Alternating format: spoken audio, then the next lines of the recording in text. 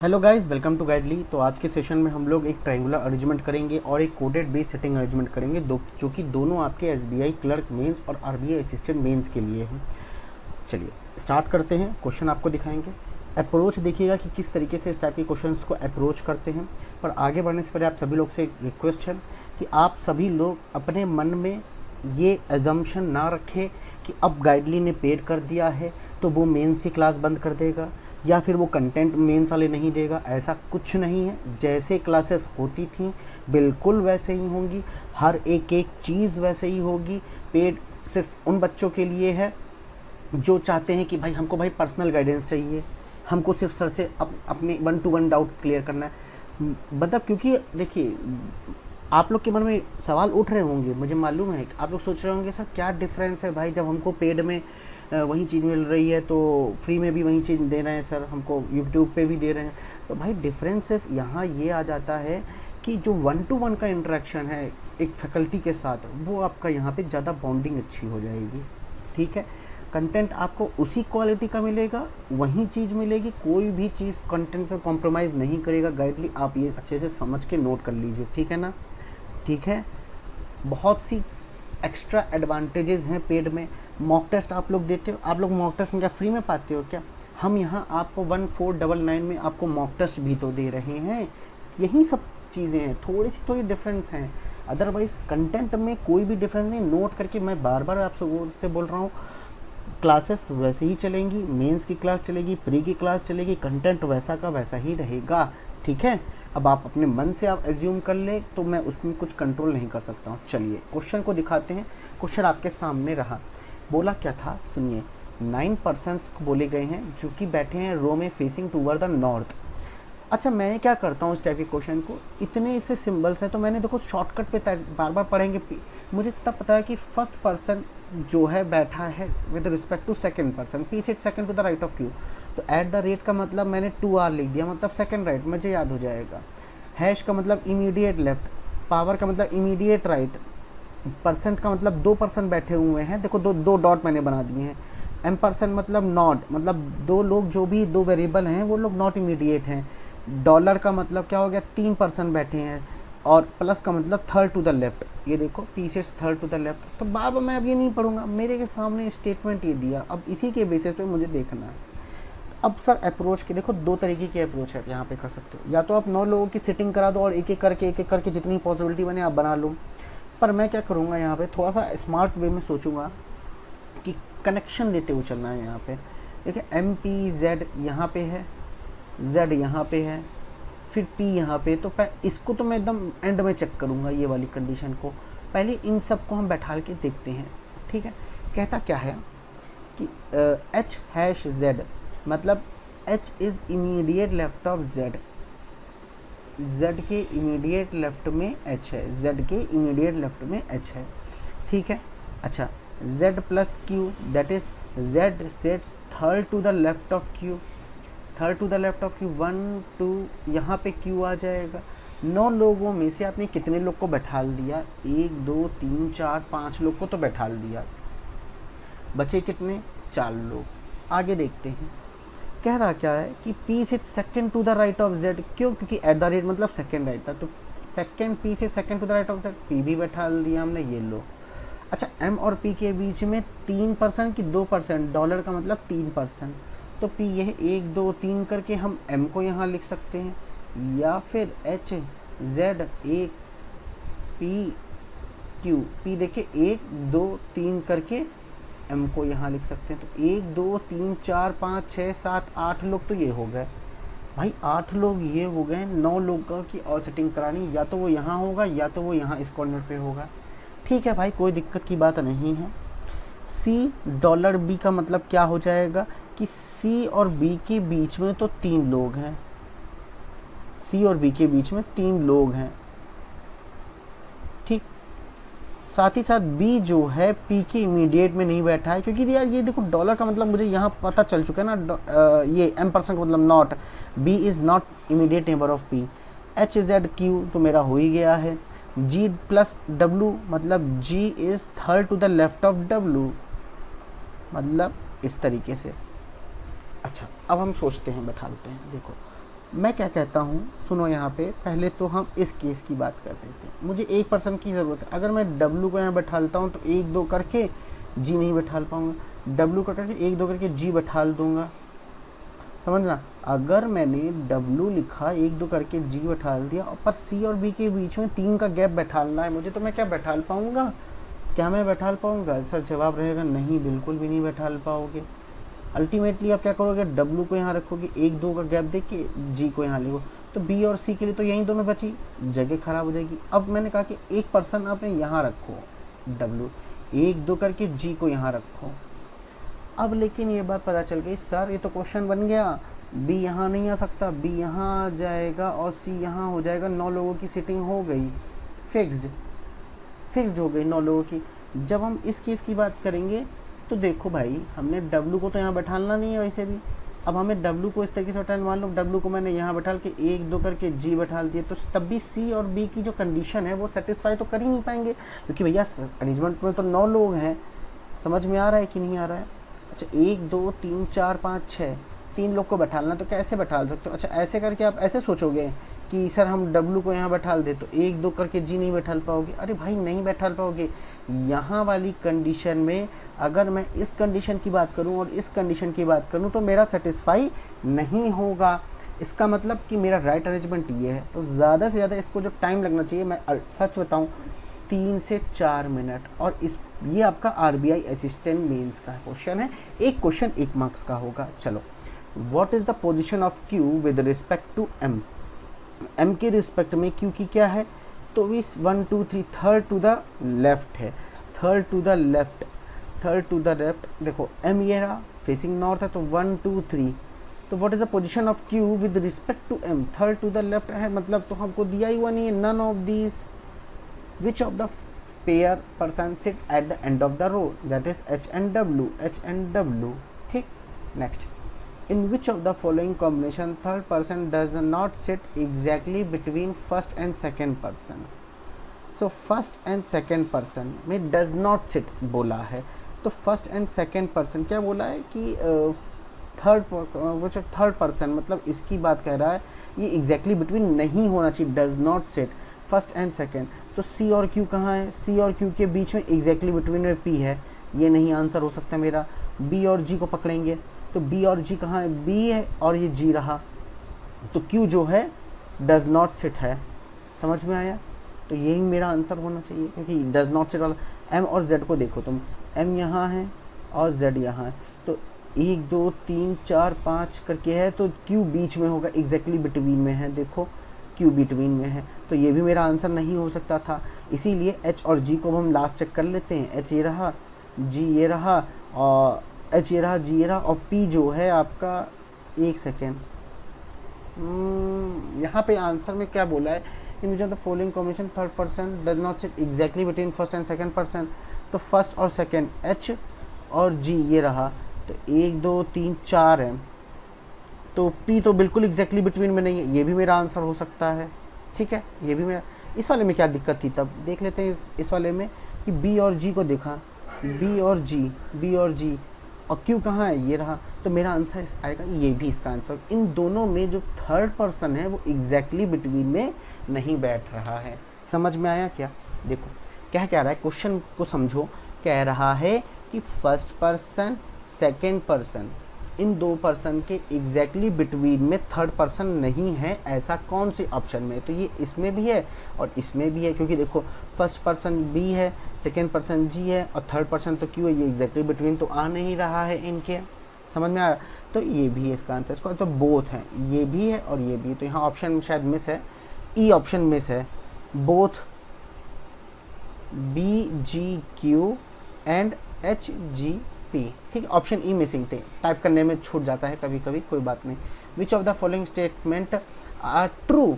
मतलब 2% sitting Z and G। देखो अब हमें हर एक स्टेटमेंट चेक करना पड़ेगा। Z और G के बीच में तो 3 लोग हैं, ये मेरा ट्रू नहीं है। W से third to the right of Q, 1 2 3, नहीं ये भी मेरा ट्रू नहीं है। 1% सिटिंग C एंड G, नहीं ये भी नहीं है। H sits fourth to the right of Q, 1 2 3 4, ये भी नहीं है। None of the above statement are true, एक भी स्टेटमेंट ट्रू नहीं है। ठीक है ना? नेक्स्ट क्वेश्चन आपके स्क्रीन पे ये रहा। सर ये क्या, आपने तो पहले से ही सॉल्व करके रखा है। अरे गुरु, मैंने पॉइंट्स को लिखा है, पॉइंट्स को एक्सप्लेन करूँगा ना, तुम टेंशन क्यों लेते हो? टेंशन ना लो। देखो हाइलाइटर का यूज़ करेंगे आज। 9 पर्सन्स की बात बोली गई है, ये पर्सन्स दिए हुए हैं। Are sitting around equilateral table, there are 3 chair on each side and 1 chair on each corner. तो हर 3 साइड पे मैंने 3-3 दे रखा है, देखो दे रखा है बिल्कुल। अच्छा आगे क्या कहता है, chair on the corner facing away from the centre. तो देखो कॉर्नर वाले आपके away from the centre, while the edge are facing the centre. Edge में आपका एज मतलब क्या होता है, मिडल, इनकी बात होती है इसका मतलब, ठीक है। At least 1 chair on each edge is vacant. यही मेन इंपॉर्टेंट पॉइंट था कि भैया वैकेंट कभी यहाँ नहीं हो सकता, यहाँ नहीं हो सकता, यहाँ नहीं हो सकता। जो भी वैकेंट होगा वो इन 3 साइड में से कोई एक होगा, मुझे नहीं मालूम कौन सा, पर वो वैकेंट जो भी होगा वो साइड पे ही होगा, मतलब एज पे ही होगा। B sits third to the left of D, कुछ नहीं मालूम दोस्त, तो मैंने क्या किया, B sits third to the left of D, ठीक है ना। आगे देखो क्या बोला है कि 2 person sits between G and F, G और एफ के बीच में 2 पर्सन, तो मैंने यहाँ 2 पर्सन की बात बोली गई। नोट करो मेरे वर्ड्स को, बोला कि 2 पर्सन, इसका मतलब ये नहीं है कि आपने क्या किया, आपने क्या किया कि भैया आपने क्या किया कि मैं आपने जी लिखा, 1-2 का गैप देके एफ लिख दिया, नहीं, इनके बीच में वैकेंट भी तो हो सकता था कोई एक, समझ में आया, इसीलिए 2 पर्सन लिखा हुआ है, इसीलिए 2 पर्सन मैंने लिखा हुआ है, ठीक है ना। इंपॉर्टेंट समझ में आई। आगे देखते हैं क्या बोला है, F neither sits adjacent to B nor से एडजेसेंट टू जी। मतलब मैंने क्या बोला, एफ और बी एक दूसरे के एडजेसेंट में नहीं ना, तो एफ और जी एक दूसरे के एडजेसेंट में है। C and E sits adjacent to each other, तो सी और ई मैंने क्या लिखा, एडजेसेंट टू ईच अदर लिख दिया है। बोला है G neither sits adjacent to B not say adjacent to D, मतलब जी और बी और जी और डी एक दूसरे के एडजेसेंट में नहीं है, कोई बात नहीं। Person immediate right of B sit at one of the corner, इस लाइन ने कह दिया कि भाई बी की पोजीशन तो तुमने फिक्स कर दी ना, जब कभी भी बी मेरा इस तरफ होगा, तभी तो बी के इमीडिएट राइट में एक कोई पर्सन होगा जो कि कॉर्नर पे होगा। बात समझ में आई, बात समझ में, तो बी मेरा फिक्स हो चुका है, यहाँ से ही मेरी स्टार्टिंग पॉइंट थी। Immediate right of the B sits at one of the corner, 1 person sits between D and F, क्या बोला है, 1 person sits between D and F, तो मैंने अभी यहाँ पे देखो 1 पर्सन इस तरीके से लिखा हुआ है। A neither sits adjacent to G not sits adjacent to C, A और जी और ए और सी एक दूसरे के एडजेसेंट में नहीं है। A sits third to the right of H who neither sits adjacent to F not sits adjacent to G, H और एफ और एच और जी एक दूसरे के एडजेसेंट में नहीं है, तो मैंने यहाँ पे लिख रखा हुआ है। अच्छा एच के थर्ड राइट में ए है, एच के थर्ड राइट में ए है, समझ में आया, एच के थर्ड राइट में ए, तो भाई यहाँ पे ये भी बात क्लियर है। अच्छा none of the adjacent chair of E are vacant, मतलब मैंने क्या लिखा कि देखो यहाँ पे बोला H neither adjacent to F not adjacent to G, तो एच और एफ और एच और जी एक दूसरे के एडजेसेंट में नहीं है। अच्छा ई के दोनों एडजेसेंट में, ई के अगर हम बात करें ई के, ई ये है तो कभी वैकेंट यहाँ नहीं होगा, वैकेंट यहाँ नहीं होगा, मतलब ये दोनों एक दूसरे के एडजेसेंट में नहीं है। साफ साफ यहाँ पे मैंने मेंशन कर के रखा हुआ है, देखो दिखाता हूँ, ठीक। ई और वैकेंट एक दूसरे के नहीं है, एच और एफ एक दूसरे के एडजेसेंट में नहीं है, एच और जी एक दूसरे के एडजेसेंट में नहीं है। अब भाई बात बनती है कि सर क्या करेंगे, समझते हैं, देखते हैं, सीधी सी बात, बी यहाँ है तो भैया सबसे पहला पॉइंट मैंने कहा था, नोट करो, सबसे पहला पॉइंट क्या था कि डी के थर्ड लेफ्ट में बी है, तो मतलब अगर हम देखें 1-2 करके डी मेरा फिक्स यहाँ हो जाएगा, यहाँ हो जाएगा। अब बात बनती है कि सर डी और एफ के बीच में 1 पर्सन था, तो कैसे कैसे हो सकता था गाइस, देखो 1 पर्सन ये रहा, वैकेंट ये रहा, एफ नहीं, वैकेंट कभी भी कॉर्नर पे नहीं जाएगा, ये चीज़ याद रखना। डी ये रहा, मैंने कहा ये वैकेंट को मैंने ऐसे ना करके दूसरे कलर से दिखाते हैं ताकि आपको पता चलता रहे कि ये रहा वैकेंट वाली पोजीशन, ठीक है। डी वैकेंट 1% और एफ, क्यों कर सकते थे कि नहीं कर सकते थे भाई? डी और एफ के बीच में 1% था, मैंने बैठा दिया एफ को। अच्छा आगे देखते हैं, एफ से रिलेटेड क्या है, एफ बी और एस जी, तो मतलब एफ इस जगह तो नहीं बैठ सकता ना, या ना तो यहाँ बैठ सकता। अगर मैंने कहा सर ये वैकेंट रखता 1%, देखिए एफ नहीं हो पाता मेरा, ये भी नहीं हो पाता। सर अगर ये कहता कि ये 1% है और ये एफ करता तो भी मेरा नहीं हो पाता।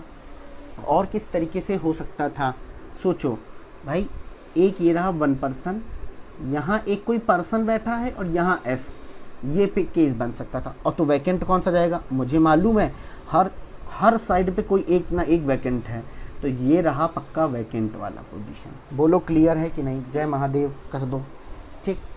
अच्छा आगे देखा जाए कि क्या हो जाएगा, आगे समझो। मैंने ये वाली लाइन पूरी पढ़ ली है, जी और एफ के बीच में 2% है, डी और एफ के बीच में 1% था, ये वाली लाइन मैंने पूरी कर ली है। अब समझते हैं हम आगे समझते हैं क्या बोला है, एफ और जी के बीच में 2% है। तो भाई देखो, अगर मैंने कहा कि एक ही इनमें से कोई वैकेंट रखा और 1% ये रहा, 1% ये रहा, मान लो ये वाला वैकेंट हुआ तो 1%, 2% जी यहाँ आएगा। ये मान लो ये वाला वैकेंट तो 1%, 2% जी यहाँ आएगा। अल्टीमेटली जी यहीं आ रहा है ना सर, आपने इस तरफ क्यों नहीं ले रहे हो? चलो ठीक है, 1%, 2% जी यहाँ आएगा। अरे भाई जी और डी एक दूसरे के एडजेसेंट में नहीं है, जब क्लियरली बात बोल रखी तो क्यों उसमें मैं दिमाग खर्च करूँ? कन्फर्म पता चलेगा जी मेरा ये हो जाएगा और कोई ऑप्शन नहीं मेरे पास ना, और कोई ऑप्शन नहीं है मेरे पास, तो मैंने जी को यहाँ लिख दिया। जी जैसे ही यहाँ लिखा ना, याद रखना गाइज सुनो, हर साइड पे एक ना एक वैकेंट है, मतलब ये वाला वैकेंट हो जाएगा पक्का, ठीक। अच्छा आगे समझते हैं इस वाले केस में। यहाँ तो पता चल गया है कि अगर एक कोई वैकेंट रखो, जी कन्फर्म मेरा इस पोजीशन पे आएगा और कोई ऑप्शन भी नहीं है मेरे पास। तो जी और एफ के बीच में 2% बैठा लेते, तो ये भी हो गया मेरा, ये तो मेरा हो ही गया था। आगे देखते हैं, अब थोड़ा सा दिमाग या यूज़ करते हुए हम ये करते हैं कि चलो एक काम करते हैं, ये करते हैं कि एच के थर्ड राइट में ए है और एच और एफ और जी दोनों मेरे अलॉट हो चुके हैं, तो ये तो बात पक्का है, एच मेरा इस जगह नहीं आएगा, एच मेरा इस जगह नहीं आएगा, एच मेरा इस जगह नहीं आएगा, एच मेरा इस जगह। तो जहाँ जहाँ क्रॉस नहीं लगाए ना ब्लैक से, वहाँ एच को बैठा लो।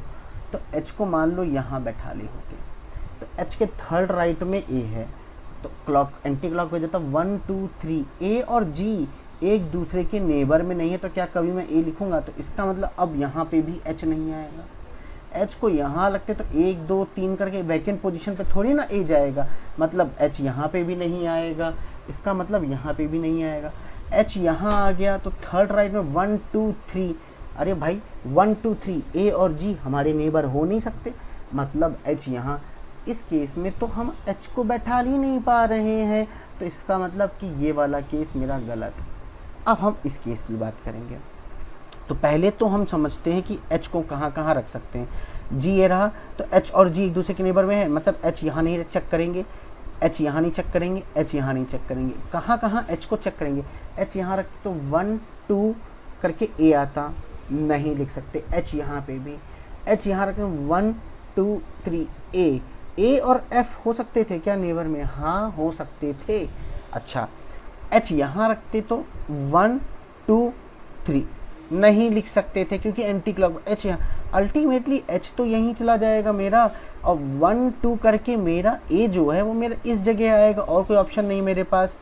समझ में आया कि किस तरीके से हमने किया? समझ में आ गया होगा, आई होप सो। अच्छा अब एक बात बताओ, और क्या क्या चीज़ें दी हुई हैं? मुझे ये बात बताया गया हुआ था कि सी और ई एक दूसरे के एडजेसेंट में है, और ये भी बात पता है कि इन दोनों में से कोई एक तो वैकेंट होगा। अगर मैंने इसको वैकेंट किया तो सी और ई एक दूसरे के एडजेसेंट में लिख पा रहे हो क्या? सी और ई तुरंत नहीं लिख पा रहे। अल्टीमेटली ये मालूम चल गया कि मेरा जो वैकेंट इस साइड पे है वो यहीं होगा और कुछ नहीं होगा। अच्छा ये भी बात मालूम थी कि ई के एक दूसरे के वैकेंट में एडजेसेंट में नहीं, मतलब ई यहाँ नहीं लिख सकते, हम सी को यहाँ लिख के हम ई को यहाँ लिख सकते हैं। तो सी और ई एक दूसरे के एडजेसेंट में है, लेकिन ई जो है वैकेंट के बगल में है, जो कि बात गलत हो जाएगी। तो मैंने कहा सर ई को यहाँ लिख दो ना और सी को यहाँ लिख दो, अब बच रहा है 1%, दैट इज आई। आई ये रहा, तो आपका राइट अरेंजमेंट क्वेश्चन का ये रहा। आई होप सो सबको क्लियर हो गया होगा वैकेंट का भी कंसेप्ट कि किस तरीके से वैकेंट को लेना है और किस तरीके से वैकेंट को नहीं लेना है। आगे देखिए क्या कहता है, how many person sits between A and G when counted left of A. Left of A, ये तो आपका हो गया लेफ्ट ऑफ ए, मतलब ये राइट हो जाएगा क्योंकि फेसिंग आउटसाइड है। लेफ्ट ऑफ ए मतलब एंटी क्लॉकवाइज जाएगा। और ए और जी के बीच में हाउ मैनी पर्सन बोला है, चेयर्स नहीं बोली, तो 1 पर्सन, 2 पर्सन और ये 3 पर्सन, तो टोटल आपके 3 पर्सन है। Option number A. Which of the following statement is true. F sit second to the left of D. F sit second to the left of D. D ये रहा, तो 1 2 करके F ये गलत है, ट्रू नहीं है। I sits immediate left of B. I sets immediate left of B नहीं, immediate left of B. B के इमीडिएट राइट में आई है, तो ये भी सही नहीं है। 2% से बिटवीन एच एंड जी। जी ये रहा और एच ये रहा, तो इनके बीच में 2 पर्सन है, बिल्कुल ये सही बात है, ये सही बात है। इनके बीच में चेयर, एच और जी के बीच में जो चेयर है वो बोली गई है, वो बोली गई है 3 है, बट एच और जी के बीच में जो पर्सन बैठे हुए हैं वो 2 बैठे हुए हैं। सर आपने ऐसे क्यों ले लिया, ऐसे क्यों नहीं लिया? अरे भाई देखो तो एच और जी के बीच में 2 पर्सन की बात बोली गई है, चाहे वो क्लॉकवाइज लो चाहे एंटी क्लॉकवाइज, 2 पर्सन होने चाहिए बाय डिफ़ॉल्ट, ठीक है। E sits fourth to the left of B. अच्छा, E sits fourth to the left of B, तो बी किधर है, ये रहा, फोर्थ लेफ्ट में तो नहीं है, 1 2 3 थर्ड लेफ्ट में है, तो ये तो गलत हो गया। ऑप्शन नंबर सी मेरा करेक्ट हो जाएगा। अच्छा नेक्स्ट क्वेश्चन और लास्ट क्वेश्चन है, इसके बाद मैं आपको बताऊंगा किस तरीके से जिन बच्चों ने पेड कोर्स खरीदा है उनको टेलीग्राम ग्रुप कैसे ज्वाइन करना है। What is the position of G with respect to D. अच्छा जी की पोजीशन बताओ विद रिस्पेक्ट टू डी, तो डी किधर है भाई, ये रहा। जी किधर, 1 2 3 4 5th to the left, 5th to the right नहीं है। अच्छा एंटी क्लॉकवाइज देख लो, 1 2 3 4 5 6 7, नहीं 5th टू द लेफ्ट है, देखो ना 1 2 3 4 5th टू द लेफ्ट है, तो नन ऑफ दीज है, इसमें है ही नहीं ऑप्शन में, ठीक है। अब हम बताते हैं आपको, देखिए सबसे पहले आपने खरीद लिया कोर्स, हमारा पेड कोर्स, ठीक है ना।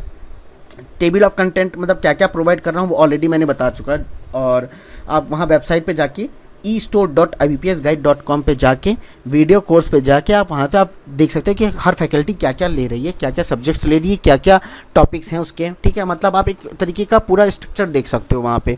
दूसरी चीज़, आपने खरीद लिया, आपके पास ये मैसेज आया, आपने स्क्रीनशॉट लिया, स्क्रीनशॉट ले लो।